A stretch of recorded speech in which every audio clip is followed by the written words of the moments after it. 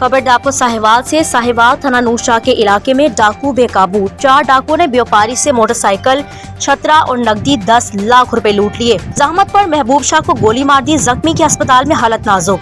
तफसीलात के मुताबिक साहिवाल सदर सर्कल थाना नूरशाह के इलाका में डाकू आउट ऑफ कंट्रोल।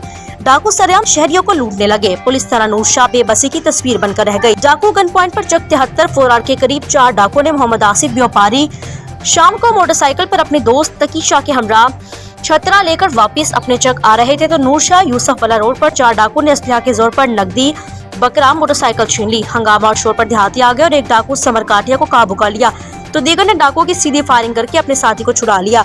डाकू की फायरिंग से महबूब शाह देहाती शदीद जख्मी। डाकू नकदी, छतरा और मोटरसाइकिल लेकर फरार हो गए। जख्मी महबूब शाह को सिविल अस्पताल दाखिल कर दिया गया। पुलिस नूरशाह ने मोहम्मद आसिफ की मदद में 4 डाकुओं के खिलाफ मुकदमा दर्ज कर लिया। Ahmed Hasan, division Sahiwal news.